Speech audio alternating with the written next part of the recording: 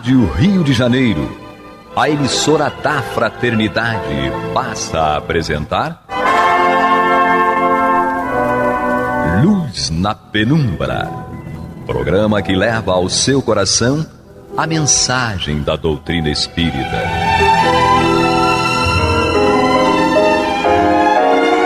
E agora com vocês, Aloísio Guigino, Fátima Miranda e Eduardo Araújo, para o estudo da obra O que é o Espiritismo, de Allan Kardec. Olá, prezados amigos da Rádio Rio de Janeiro, sejam todos muito bem-vindos. Está entrando no ar o programa Luz na Penumbra, para juntos estudarmos o livro Que é o Espiritismo, de Allan Kardec. Eu, Eduardo Araújo, e aí ele, sempre ele, Aloísio Guigino. Acompanhado de ela. Ela, sempre ela. Sempre ela. Que diz sempre a mesma coisa. O que ela vai dizer? Vamos ver. Miranda. Ó, só para nos contrariar, Maria de Fátima Miranda. Quais são as frases bases que Miranda utiliza? Muita paz. A paz que eu preciso. E Jesus nos conduz. Sobriedade. Eu aprendi com a Miranda, agora eu falo sempre assim. Quando alguém fala alguma coisa, eu falo... Muita paz, que Jesus nos conduz. Chico dizia assim, Deus seja louvado. É, Chico falava isso. Deus seja louvado. Podia falar o maior absurdo pro Chico. Ele falava, Deus seja louvado. E ele estava certíssimo. Mas vamos lá. Vamos nós, sejam bem-vindos. Vamos dar continuidade aí ao nosso estudo do livro Que é o Espiritismo, de Allan Kardec. Estamos no capítulo 3, que trata da solução de alguns problemas pela doutrina espírita. E o tópico que nós estamos ainda é o homem durante a vida terrena. É um tópico muito relevante porque traz questões, né, que mexem muito conosco. Na última semana, por exemplo, nós falamos sobre a origem do bem e do mal na Terra. E por que o mal predomina? Muitas pessoas consideram e se tornam até ateus porque dizem que se na Terra o mal predomina... Onde estaria esse Deus? Que poder é esse desse Deus que permite tanta maldade, tanta desigualdade? E foi um programa bastante interessante. Quem não acompanhou, não precisa ficar desesperado. Basta ir lá no nosso site, radioriodejaneiro.digital, e procura lá no programa, o reprise do programa, e você vai poder ouvir novamente. Também é possível ouvir novamente o programa através do nosso canal no YouTube. Então entra no YouTube da Rádio Rio de Janeiro, vai na playlist do programa Luz na Penumbra. Toda sexta-feira, você vai pela data, vai estar lá o programa com o estudo do livro Que é o Espiritismo. E hoje, dando sequência a este tema do bem e do mal, nós vamos também lemos na semana passada a questão 132, né, da causa dos males que afligem a humanidade, e hoje, na 133, Kardec vai continuar o tema trazendo o seguinte questionamento. Por que vemos tantas vezes o mal prosperar, enquanto o homem de bem vive em aflição? Então a pergunta aí, dirigida a Kardec, é uma pergunta que todos nós fazemos, porque vivendo num planeta como o nosso, é muito comum observar pessoas de bem passando por situações de grande aflição, enquanto outras, consideradas de má vida, prosperando. Onde a justiça divina? Kardec responde o seguinte: para aquele cujo pensamento não transpõe as raias da vida presente, para quem acredita única, isto deve parecer clamorosa injustiça. Com certeza.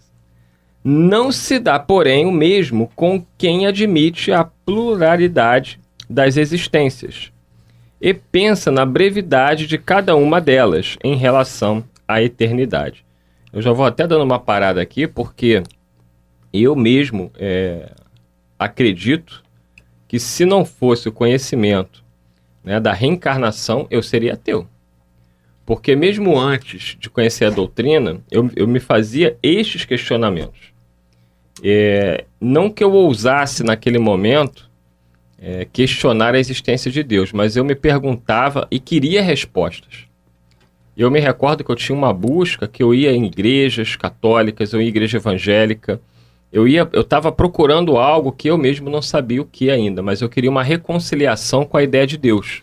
Queria respostas. Queria respostas. E aí eu passei rapidamente pela Umbanda, né, que eu nem sabia que era Umbanda. Na época, os espíritos da Umbanda não me responderam, eles apenas me disseram o seguinte: o seu lugar não é aqui ainda. Como que eles, você ainda vai encontrar o lugar que você precisa. Eu não entendi quando o espírito me falou isso num terreiro, um lugar muito respeitável, né, que é a Tenda Espírita Mirim, que fica ali na Avenida Marechal Rondon. Dali em diante eu entrei no centro espírita, por acaso, entre aspas, achando que estava entrando num terreiro. E lá, assistindo a uma palestra, eu nem me recordo o que era dito na palestra, mas o livro que estava nas mãos da palestrante. E eu conseguia ver o nome do livro, que me chamou muita atenção, era o livro dos Espíritos. Falei, gente, esse livro deve ser bom. Eu não tinha dinheiro. Aí eu desci, perguntei à senhora lá quanto é que era, tinha um livro grande dos Espíritos, tinha um pequenininho, igual esse que a Miranda usa para me humilhar, porque ela consegue ler letras pequenas e eu não. Aí naquela época eu conseguia. Eu comprei o livrinho, eu tenho ele até hoje de recordação, e comecei a lê-lo naquela mesma noite. Ali eu encontrei as respostas que eu buscava a minha vida toda. E aí houve uma reconciliação com a justiça de Deus. Ali eu entendi que aquele homem de bem que está passando pela aflição, ele está passando pelas provas. E ele hoje é um homem que está passando pela aflição, pela prova da pobreza, da miséria, mas ele já esteve no outro lado, na prova da riqueza, voltará a estar. Aí as situações que nós vemos começam a fazer sentido. Não só a reencarnação, na vida do outro, como na nossa. A reencarnação é a explicação maior, certo, da justiça divina. Não há outra. Não há outra. Não há outra. Porque se não adotarmos a reencarnação como um processo de evolução, e a reencarnação é o processo de evolução, nós não entendemos as diferenças com que nós nos deparamos. Sobretudo, eu me questionava uma criança, né? Todas elas. Porque quando você olha para um adulto que é um homem de bem, que tenta fazer o bem e tem uma vida de muitas aflições, você vai dizer, é azar, escolheu um caminho errado, não deu sorte. Mas quando você vê uma criança já nascer presa a tantas aflições, se aquele espírito saiu das mãos de Deus, se a vida é uma só, será que Deus errou? E aí começavam as explicações de que a culpa era dos pais. Como é que pode um Deus punir na criança o erro do pai? Isso aí o próprio Evangelho diz que não é assim. Que não é assim, né? Que não é assim. E nós temos que entender também que, na realidade, é o nosso ponto de vista. Certo? É como nós encaramos a vida. O Evangelho segundo o Espiritismo, no capítulo 2, né, Meu Reino Não É Deste Mundo, tem um item 5 que fala a respeito do ponto de vista. Como é que nós nos vemos? O que nós somos? Por que, para que nós estamos aqui? Então, sem esse entendimento, fica muito difícil para nós entendermos, aceitarmos e até adotarmos determinadas dificuldades que surgem na nossa vida, conforme disse o Eduardo, e conforme diz Kardec aqui, né? A unicidade da existência. Se a existência fosse única, nós não entenderíamos muitas coisas que acontecem conosco e ao nosso redor. Mas quando nós entendemos que é um processo de evolução através da reencarnação, nós vemos que nós trazemos conosco a nossa bagagem, os nossos débitos, as nossas potencialidades, certo? Para crescermos sempre em direção à nossa destinação, que é a perfeição. Então, é a questão 132 do Livro dos Espíritos, né? O objetivo da reencarnação.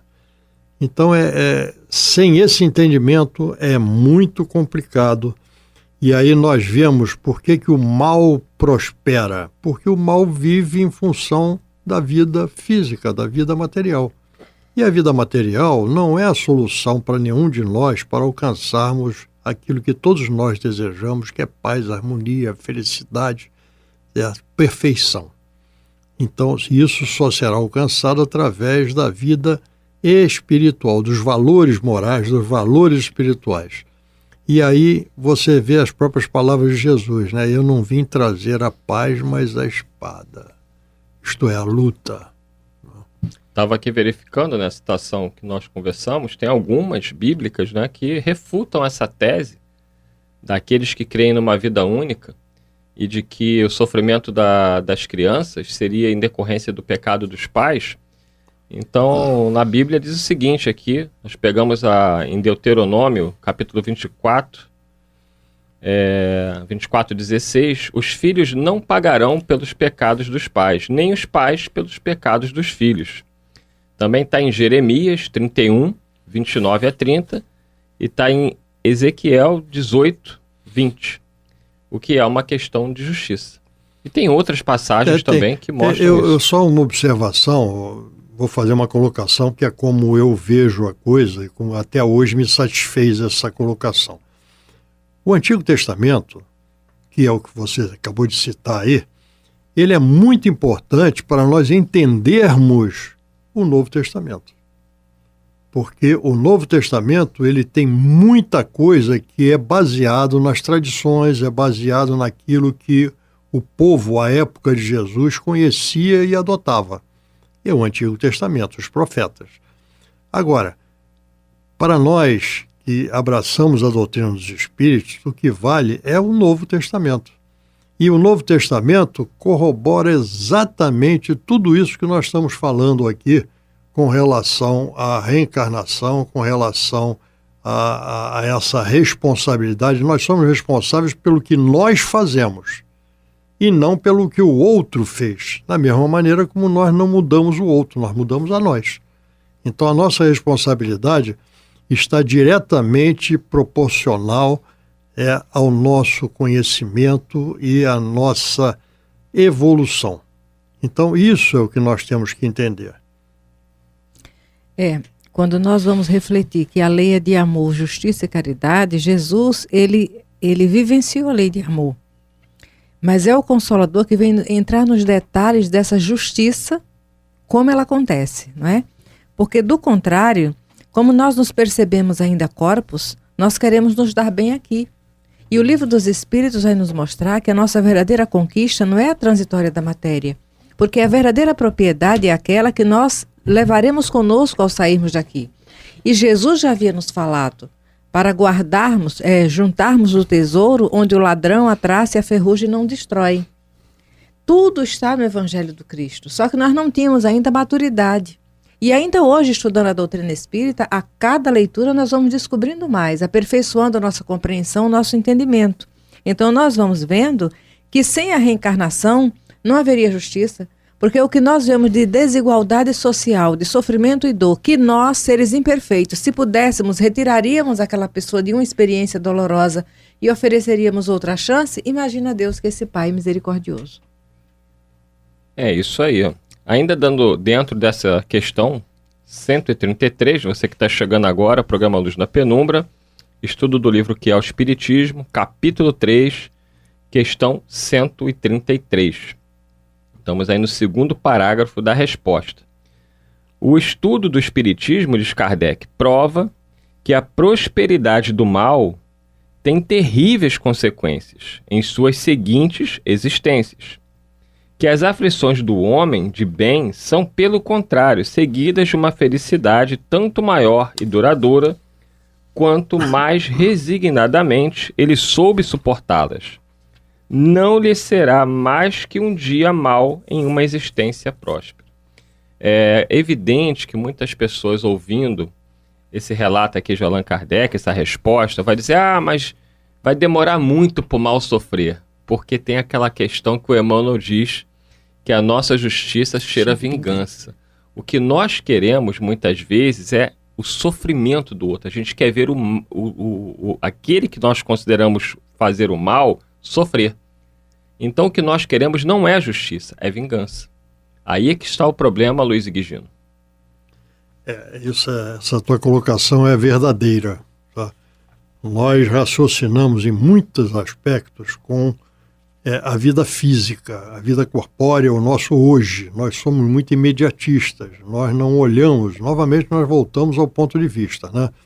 O que nós somos? Eu sou um espírito imortal. Eu estou, eu repito isso, já está ficando cansativo, né? Eu não sou o Aloísio, eu estou o Aloísio. Então já fui outras coisas, serei outras tantas mais. Mas nós raciocinamos com o hoje, o Aloísio. Então, o Aloísio, ele raciocina com valores do hoje e não com um investimento no nosso amanhã. Nós estamos aqui para nos melhorarmos e isso custa para nós esforço. É o que nós sempre repetimos também. Não há conquista sem esforço. Então, o esforço, muitas vezes, nós não gostamos, né? Porque exige de nós desapego, exige de nós abrirmos mão de determinadas coisas que nos são agradáveis por outras que nós já sabemos que são certas. Então, tudo isso é a vontade, que é um dos atributos da alma, certo? Espírito encarnado. Então, a vida não é um spa, a vida não é uma colônia de férias, a vida é um local de trabalho, de esforço, de conquistas, de fracassos, às vezes também, certo? Mas que nós levaremos sempre, ou estaremos sempre caminhando para frente. No Livro dos Espíritos nós aprendemos que o espírito não retrograda, certo? É a questão 118 do Livro dos Espíritos, né? Isto é, o espírito pode estacionar, mas ele não anda para trás. Ele não perde aquilo que ele já adquiriu. O Eduardo citou há pouco, e nós aprendemos isso dentro do Evangelho, que as únicas duas coisas que são nossas efetivamente são as conquistas intelectuais e as conquistas morais. Estas são nossas realmente, e essas nós não perdemos. Essas nós vamos sempre acumulando, esse é o nosso tesouro, e nós vamos sempre acumulando em cada experiência reencarnatória. Então nós voltamos à reencarnação como a base do entendimento da justiça divina. Miranda? Não. Sim. Sim, claro. Não tenho nada a acrescentar. Ela fica Eles tão são emocionada terríveis. com a sua fala, Luiz. Eu estava meditando aqui um pouquinho, não é? Não, porque, mas isso olha, é para pensar mesmo, aqui, Miranda. Isso é para pensar mesmo. Essas colocações que a gente faz aqui, a gente está na conversa, sim, tá? Mas são pontos que nós temos que parar, cada um de nós, e pensarmos a respeito, porque isto tem uma influência muito importante e enorme na nossa existência atual. E o meditar faz descer gota a gota para o sentir. É. Né? Porque a ideia está para aqui o fazer. Na razão. Pois é. Aí quando você começa a meditar, você começa a se envolver emocionalmente com aquilo, porque você vai conectando situações, lembrando fatos, pessoas. E aí, na hora de você tomar decisões, você já tem aquela pauta ali trabalhada dentro de você, porque nós nunca vamos fazer com efetividade aquilo que o outro nos diz que é. Então, por isso que tem situações que dá para nós aprendermos observando as consequências do outro mesmo, porque já passamos lá por trás. Mas tem outras situações que são parte do nosso despertar, que não dá para pegar por osmose. Então, a gente vai ter que trabalhar o sentimento junto. É um laboratório. E nós estávamos refletindo.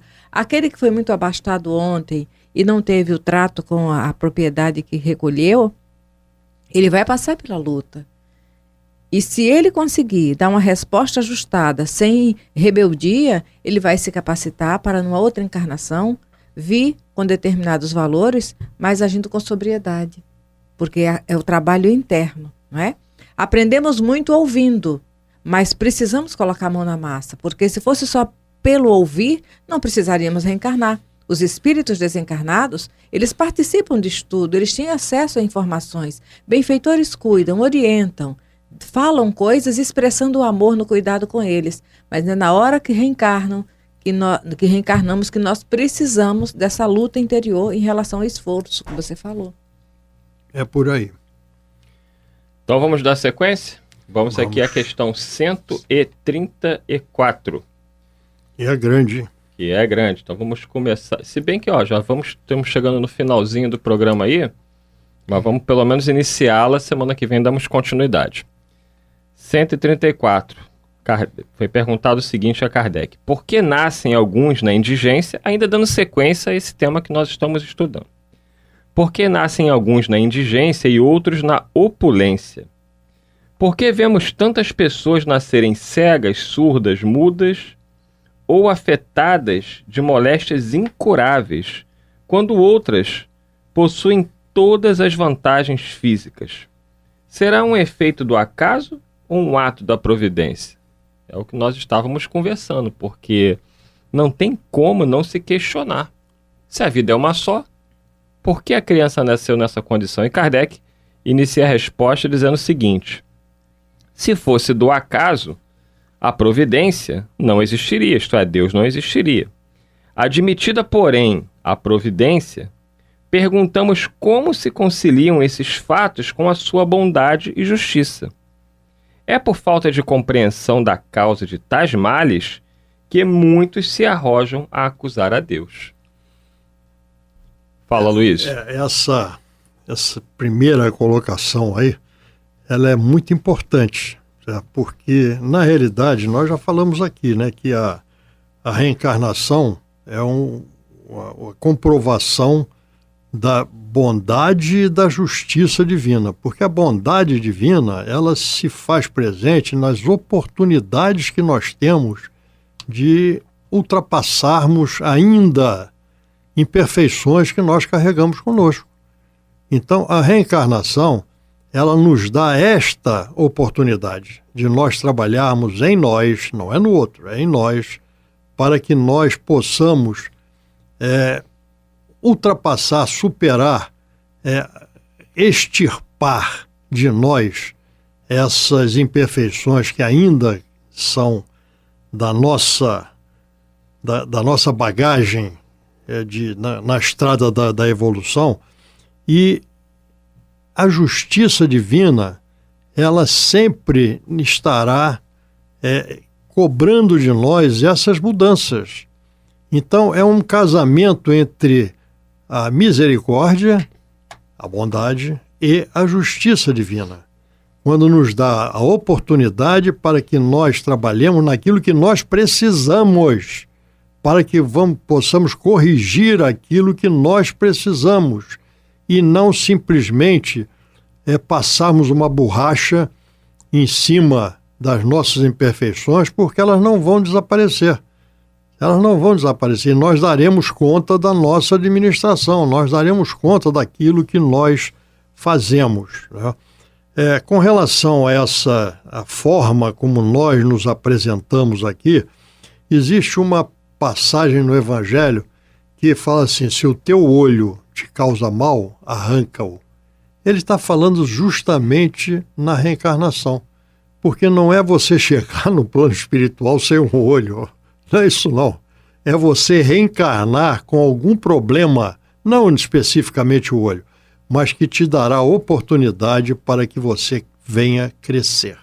E a reencarnação é isso, e é por isso que nós chegamos aqui de tantas formas diferentes, com tantas necessidades diferentes. E só nos resta dizer o que, Luiz Guigino? Muita paz. Muita paz. Que Jesus nos ampare. Que Jesus nos conduza. Nos conduza.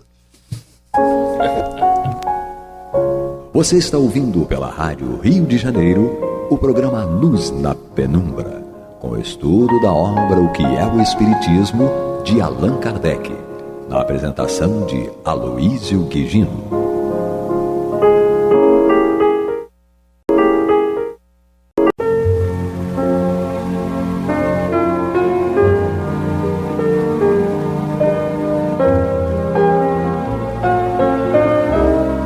A Rádio Rio de Janeiro está levando ao seu lar e ao seu coração a mensagem consoladora da doutrina espírita, através do programa Luz na Penumbra.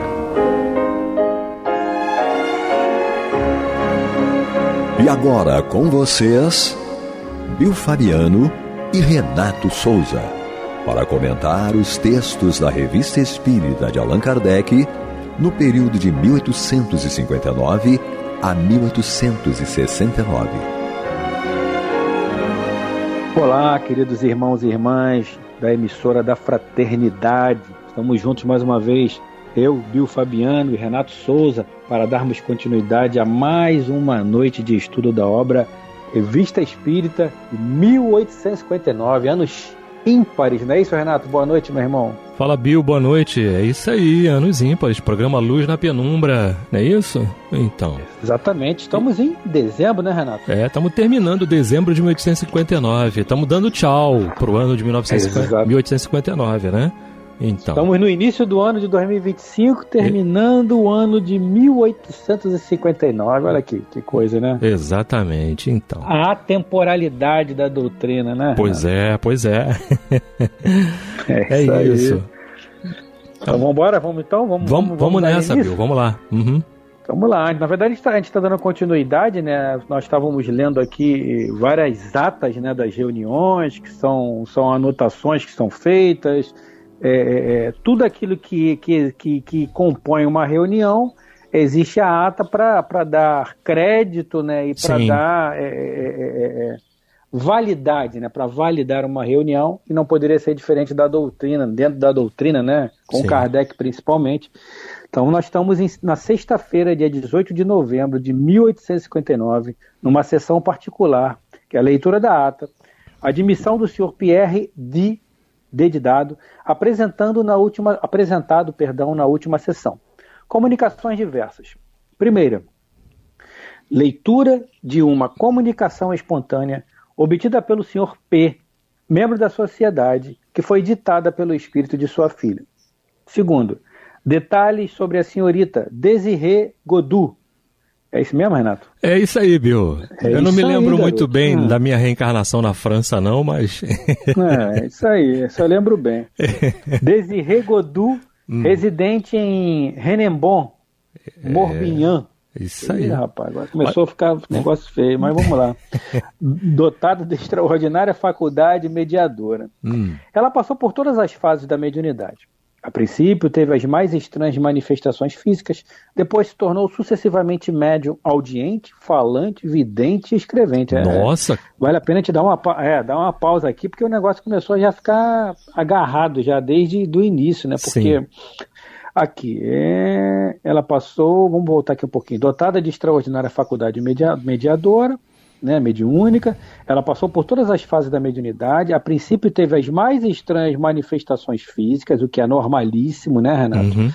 Para ter a sua atenção chamada para aquela necessidade de você cumprir aquilo que foi comprometido, né, Renato? Foi prometido, perdão? Sim. Ou o comprometimento que você e a espiritualidade assinar ali o contrato, né, o compromisso. Você se compromete... na idade X, vamos botar uma idade aqui de 25 anos, você vai começar a trabalhar mediunicamente numa casa espírita. Ok. A partir da aproximação desse período da sua vida, desses 25 anos, sei lá, vamos botar aí, a partir dos 23 anos, 23 e meio, 24 anos, você começa a ter uma aproximação maior dos espíritos, fazendo com que você comece a ter as sensações, né, Renato? Quem nunca, né? Quem não teve isso, né? Perfeito. Aquelas sensações, aquele sono, aquela irritabilidade, ou aquela sensação de frio, de calor extremo, de estar sentindo alguma coisa, ou seja, você começa a captar e a somatizar em você as sensações dos espíritos que vão se aproximando de você, né, Renato? E aqui depois, para dar mais subsídio para o Renato, depois se tornou sucessivamente médium, audiente, falante, vidente e escrevente. É comum a gente ver médios assim, né, Renato, que tem várias mediunidades, né? Você me pegou, eu não sei nem o que comentar, mas vamos lá. Vamos por partes. Muito interessante, difícil, a tua colocação. Tantas mediunidades aglutinadas num só médium, né? Poucos médios têm isso. A gente vê Chico Xavier, Divaldo, com vários tipos de mediunidade, mas que verdadeiramente não é comum. Porém, para dar mais subsídios ao Renato, para o Renato pensar mais no que vai falar aí, vamos dar um delay aí de 5 segundos. Tá. Porém, entretanto, contudo, naquela época, vou falar mais lentamente, tá, Renato, para você começar. Naquela época, a quantidade de médios não era tão grande quanto a de hoje. Perfeito. Né? Então, tudo isso a gente tem que colocar nessa caixinha, né, Renatão? Sim, sim. Aí você esqueceu do todavia, né? Pô, foi mal. Era mais um segundinho aí para você. Pois é, todavia. Mas, sem dúvida, não é? E cada vez mais a necessidade do espírito reencarnar com essa tarefa, não é? Se faz presente, né? Se faz necessária. Necessária. Sim, para que ele possa. É um meio muito interessante, é um meio muito lúcido, é um meio muito, não é, misericordioso, né? De você resgatar os problemas do passado, de você resgatar situações que você precisa, não é, resgatar, sem dúvida, tá? Sim. Então, quando eu falei que, poxa, não sei nem o que comentar, eu queria me resguardar o direito de não atribuir a essa pessoa, não é, que ela estaria necessariamente ligada a essa situação. Quanto mais ostensiva é a tua mediunidade, mais devedor você é, mais compromisso, né? E mais devedor você é. Não é isso? Quanto mais ostensivo, mais devedor você é. É uma lógica, não é? É uma lógica. E aí a gente não pode se furtar ao momento, né? A oportunidade de comentar isso, tá? Com certeza, né? Então, desabrochou o que ela trouxe de necessário para ela. E aí a gente lembra do Chico, né, Bill? Quanta coisa o Chico fez, né? Quando a mediunidade dele foi, né? E olha que chegou muito cedo, né? Muito cedo. Sim. Algumas características muito cedo, outras vieram mais tarde. O Chico não trabalhou mais com materialização, por quê? Porque o Emmanuel falou para ele, olha, materialização vai ser uma coisa que você não vai trabalhar mais. Mas por quê? Porque a gente precisa escrever, materialização é aquela coisa que você faz e fica ali e acabou. Não é? Acabou. Agora o livro não, o livro fica para toda a existência, né? Ou todas as existências. E sem contar, né, Renato, você lembrou bem essa questão aí que o Emmanuel disse para ele, o próprio, obviamente o Emmanuel já sabia de todas essas debilidades do corpo físico do Chico. Sim. E esse processo de materialização, a gente sabe que é um desgaste ectoplásmico muito, mas muito grande. Sim. A gente na corrente da desobsessão lá no posto, a gente já sai exausto, né? Pois quantas vezes, né? Porque tem esse problema, essa hérnia de disco aqui na lombar, né? Eu saio, cara, fatigado, quase que envergado para frente, tanto cansaço. Imagina como era tão mais ostensiva a do Chico, né? Essa questão da materialização, o quão não comprometeria a mais, né? Potencializaria o processo de degeneração do corpo físico dele, né? Então a espiritualidade e o próprio, eu lembrei aqui agora, né? O próprio caso do Paulo, né? De Paulo, tá lá retratado no Paulo Estevão, que o Paulo ele vai ter com o Cristo e ele leva para o Cristo a preocupação dele em relação ao desgaste. O Paulo diz para ele, está lá no Paulo Estevão, o Paulo diz para ele que estava preocupado com o desgaste, porque ele já não aguentaria mais, ele já estava cansado. Sim. Né? O que o Cristo fala para ele? Doravante, ou seja, de agora em diante, você escreverá. Que foi quando ele começou a escrever as cartas, epístolas e tudo mais. Então, a espiritualidade também sabe das nossas limitações. Eles sabem. É igual hoje em dia os jogadores, né? Tem aquele departamento fisiológico, né? Que com aquele GPS que eles colocam na roupa, né? Ele já tem todo o histórico do jogador ali. Quando eles pelos gráficos lá que eles têm, que a gente não sabe quais são os gráficos, mas ele já passa para o treinador, fulano aqui, vamos botar no nosso, vamos puxar a sardinha pra gente, né, Renato? O Arrascaeta vai, daqui a 2 jogos, se continuar assim, vai estourar. Então, resguarda ele um pouquinho. Deixa ele sem jogar um jogo ou 2 jogos. Então é mais ou menos isso. A espiritualidade já antevê, né, Renato, essas questões, né? Perfeito. Bom, você não vai poder fazer isso, mas vai fazer aquilo outro. Sim, né? Perfeito. No caso do Chico, né, sem dúvida nenhuma, a espiritualidade teve todo o cuidado de o resguardar E olha que não foi fácil, porque ele passou por um monte de coisa, né, Bill? Nossa, e outras enfermidades que foram aparecendo. Ele foi ficando com o corpo físico dele debilitado, né? Muito debilitado, muito mais do que já estava, né? Do que já era. E aí as coisas foram, né, tendo que ser conduzidas muito bem. E olha que, nossa, ele atingiu uma longevidade, né? Muito. Quanto foi? 90 e quanto que ele 92? 92, 93, uma coisa assim. Né? Por aí. Então. Com certeza. E com desgaste muito grande, né, cara? O que ele fez, né? Como o Divaldo também agora tá, enfim, muito desgaste físico, né? A caminhada é para os guerreiros, né, Renato? Quanto mais condição de entrega, mais a espiritualidade vai depositando confiança em você, mais trabalho. Chico... É para poucos isso, né? Ah, sim. O Chico faleceu com 92 anos de idade, não é? 92. E aí você dá conta... A gente não consegue dar conta, às vezes, de uma condição mediúnica, né? Uma vertente toda a árvore, né? E tudo. Que dirá você vir com um monte delas, não é? E aí, sim, sem dúvida nenhuma, a misericórdia divina, o amor de Deus. Não, vamos por aqui, que por aqui você vai resgatar também o que você precisa resgatar, não é? Não necessariamente por ali e tal, e as coisas vêm. Mas aquilo veio para deixá-lo bem lúcido de tudo aquilo que ele ia receber através de psicografia, né, Bill? Todo o trabalho que ele fez, né? Porque também tinha aquela coisa de médium receitista, né? Dr. Bezerra estava ali, né? Ele tinha as sessões de cura, que ele também participava, não é isso? Desobsessão e tudo mais, tinha tudo isso, não é? Então, não era só escrever, não. Não, aquilo tudo foi necessário também, e uma coisa ou outra permaneceu para que ele pudesse ter condições até de tocar para frente o trabalho que precisava ser feito, aí dos 500 livros aí aproximadamente que ele psicografou. Exatamente. Não é isso? É isso. Vamos lá. Estamos no programa Luz na Penumbra, Revista Espírita, o ano de 1859. Estamos fechando esse livro, fechando essa etapa na nossa vida, da minha e do meu parceiro Renato Souza, que é dezembro de 1859. Agora, Renato, também para a gente falar sobre essas questões que eu levantei logo no início lá, mais estranhas manifestações físicas para chamar a atenção do médium.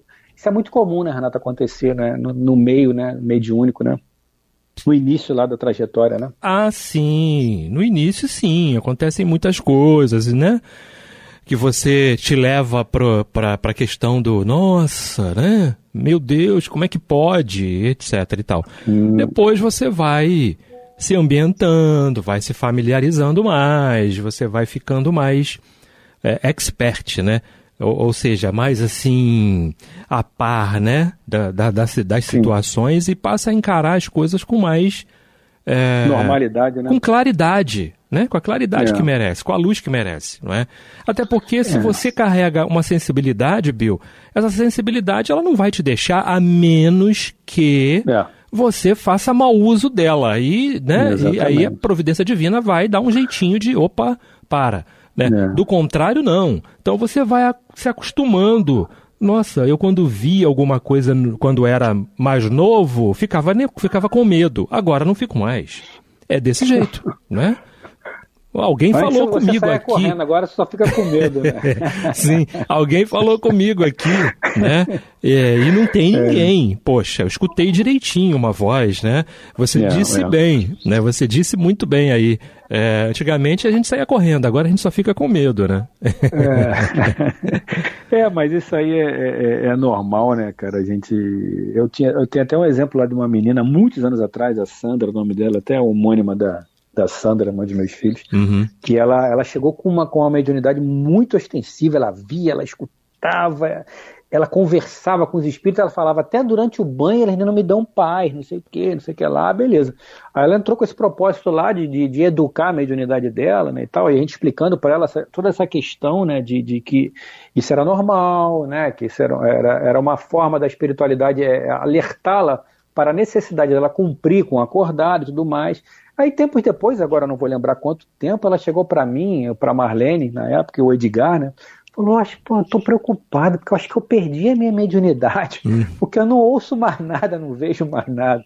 Falei, calma, cara, relaxa, né? Você não perdeu sua mediunidade, a não ser como o Renato falou, lá no livro dos médios, o Kardec nos mostra, né, que ela pode ser suspensa temporariamente ou definitivamente. Mas não foi o caso dela. Ela só teve aquela atenção chamada. Isso serve até para quem estiver nos ouvindo agora, né, Renato? E estiver passando por uma situação parecida ou similar, né? Caramba, acho que eu não sou mais médio. Não, relaxa, você continua sendo médio. Você apenas está no caminho. Sim, né, sem dúvida. Está se educando, não é? Está educando. E aí isso é muito importante, que se mantenha educado. Até para você discernir o que é, né? O que é seu e o que não é seu. Enfim, né, para você poder ter esse discernimento, né, com certeza. Exatamente. E definitivamente, né, Renato, eu acho que é um parênteses que a gente faz. A gente estava até falando ontem lá no trabalho mediúnico lá da UCEAV, e o tema estava sobre isso, né, estava falando sobre o estudo do passe, aí houve um exercício lá dos passes, tudo mais, de dar passe, e definitivamente o médium precisa estudar. Eu até levei em pauta lá o livro Qualidade na Prática Mediúnica, né, do projeto Manuel Filomeno de Miranda, que é um livro sensacional, maravilhoso. Todo o projeto Manuel Filomeno de Miranda é bom, né? Mas esse Qualidade, para mim, é um dos melhores. E lá, o Qualidade na Prática Mediúnica, ele é dividido em 3 partes, não necessariamente nessa ordem, mas tem a resposta dos espíritos, resposta de Joana de Ângeli, ou melhor, resposta dos espíritos, e Joana de Anjos está entre eles, né? Resposta de Divaldo e a resposta do projeto. Certo. Manuel Filomeno de Miranda, são aqueles espíritos que estão ali, junto com o Manuel Filomeno, encarnado ou desencarnado, estão ali para fazer o projeto.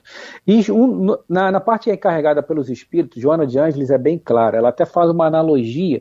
Por exemplo, eu, Bill Fabiano, estou preocupado com o Renato, porque o Renato precisa fazer uma cirurgia no cérebro. É o exemplo que ela dá realmente, né? Só muda as personagens. Você, com a sua vontade, com carinho, com amor que eu tenho pelo Renato, eu não posso simplesmente chegar e abrir a cabeça do Renato. Posso, Renato? Não. Não posso. Eu preciso fazer o quê? Estar apto para ajudar o Renato. Ou seja, eu preciso ser médico. Sim. Eu preciso ser neurologista. Sim. Né? Então, como Joana de Ângeles fala, não basta, na mediunidade, não basta só ter vontade de fazer, de ajudar. Você precisa se educar. E se educa através do quê? Através do estudo, através da leitura, isso sucessivamente, né? Às vezes a gente pergunta para os médios, né, Renato? Você já leu o Livro dos Espíritos? Já li toda a obra. É aquela pergunta que Joana faz para Divaldo. Agora começa a estudar o Livro dos Espíritos. Já leu? Li 11 vezes. Agora começa a estudar. Cara, o estudo, sobretudo da codificação, né, Renato? É incessante, é o tempo todo. O tempo todo, Bill. Perfeito, exatamente. É isso aí. A gente não pode se apartar. E tem que procurar os meios. Procura, não é? Sem dúvida. Hoje em dia você tem uma facilidade muito grande, não é?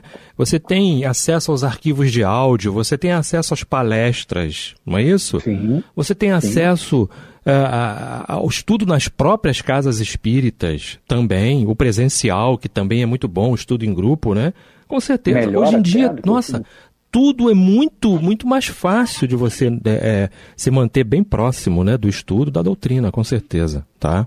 Isso aí. Então vamos lá, vamos dar sequência aqui, que a gente fez um parágrafozinho aqui e já saiu tanta coisa, né, Renato? Pois falamos aqui, cerca de 14 minutos. Sim, vamos lá. Hoje, todas as suas faculdades estão concentradas na cura das doenças que ela trata a conselho dos espíritos. Sim. Opera curas em outros tempos Opera curas que em outros tempos seriam consideradas miraculosas. Os espíritos anunciam que a sua faculdade se desenvolverá ainda mais, olha só. Ela começa a ver as doenças internas por um efeito de segunda vista, ou seja, ela está olhando com o olhar do espírito, não com a vista física. Né? Ela começa a ver doenças internas por efeito da segunda vista, sem estar em sonambulismo. Sem estar emancipada, né? Olha só que coisa interessante, né? Isso, sem estar naquela condição... de emancipação da alma. Não, Tá em vigília. Em vigília. Isso é interessante, né, Bill? Muita coisa. E mais difícil ainda, né? tamanha a ligação e a necessidade do trabalho que ela precisa fazer, né? Então, o corpo físico dela, né, traz, sem dúvida, as características apropriadas para isso. Como a faculdade que o espírito traz, porque a faculdade é do espírito, não é?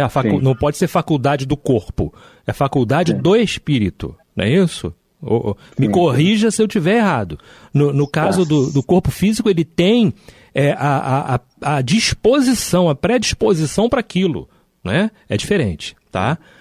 Por isso que o Kardec diz lá, ele é orgânica, porque precisa do corpo para se manifestar. Como é que o espírito manifesta as suas faculdades? Através do corpo físico, quando ele está encarnado, não é isso? Exato.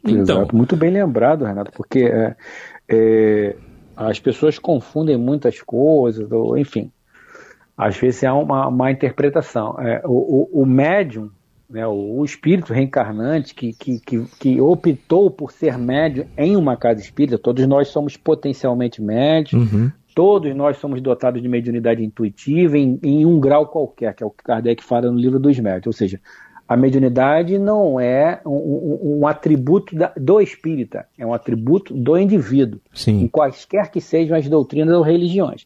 Mas o médium espírita, que vai trabalhar mediunicamente, que é o que nós estamos falando aqui, ele recebe a mediunidade necessária para aquilo ali que ele se comprometeu. Né? O corpo físico, como o Renato lembrou bem, o perispírito dele vem preparado para aquela potencialidade, para aquela faculdade mediúnica. E não tem nada fora dos padrões aí, né, Renato? Tudo dentro do cronograma. Você recebeu o corpo que precisa, reencarnou na família que era necessária, enfim, tudo dentro do quadrante que foi desenhado para você, né, Renato? Sim, perfeito, sem dúvida, desse jeitinho aí mesmo, né? Não tem erro, não tem acaso, né? Exatamente. E aí toda essa facilidade que ela tem, desenvolvida, etc., para poder manter essa comunicação com o mundo de lá, né? Assim, e até em estado de vigília, sem dúvida, né? Ela, como nós poderíamos dizer, guardada as devidas proporções, obviamente Jesus é Jesus, mas é uma médium por excelência, né? Ela guardava todas as possibilidades e as qualidades de um médium enfim. Eu gosto da palavra autêntica. Sim. Qual foi o Chico, tal qual foi o Arigó e outros mais aí que a gente conhece, não é? A mediunidade autêntica. Poucos, né? Isso. Célia do Carmo, né? Amiga do Chico. Dona Ivone, não é isso? Dona Ivone. Nossa, então, tantos e tantos outros, né? Enfim. Vamos lá, estudos. Primeiro, perguntas sobre a faculdade da senhorita Désirée Godot. Segundo, evocação de Lametrie. Terceiro, 4 comunicações espontâneas são obtidas simultaneamente. A primeira pelo senhor R, assinada por São Vicente de Paulo. A segunda pelo senhor Cole, assinada por Platão. A terceira pelo senhor D, filho, assassinado por... senhor D, filho, fulano de tal filho, assinada por Lamennais. E a quarta pela senhorita H, assinada por Margarida, conhecida como Rainha Margot. Eu gostei que você falou Margarida, entendeu? Porque aí tá outra coisa. Aqui tá Margarite. Não, porque a minha tá traduzida da FEB, aqui tá traduzida, né? Margarida. Pra você tá mais fácil, né, Bill? Então. Faltam 40 segundos, Bill, pra gente terminar. Poucos segundos, vamos dar uma pausa aqui na leitura da ata, né, Renato? Agradecendo a galera aí pela compreensão das nossas limitações, né, Renato? Sim. Quanto espíritos ignorantes que ainda somos. Agradecemos a audiência. Esperando que vocês continuem conosco aí todas as sextas-feiras a partir das 21h30, né, Renatão? Exatamente, isso aí, firmes lá no Clube da Fraternidade também, né? Mantenedor aí da Rádio Rio de Janeiro, sem dúvida, Bill. É isso aí, pessoal, um beijo no coração de todos, até a próxima semana, fiquem com a paz do Cristo, Renatão. Muita paz a todos, valeu.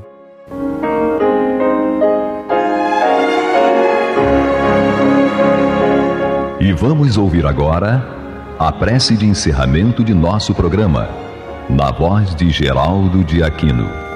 Jesus, dá-nos coragem para a luta, piedade para os insultos e misericórdia para as injustiças e ingratidões.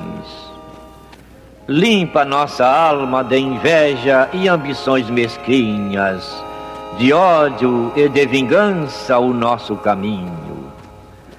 E que dentro em pouco, ao recolher-nos de novo ao calor do nosso leito, para que o sono nos dê a paz e o esquecimento das tristezas humanas, possamos sentir, Senhor, no mais íntimo de nosso ser, a doçura indefinível do Teu amor e a grandeza incomparável da Tua divina presença. Que assim seja.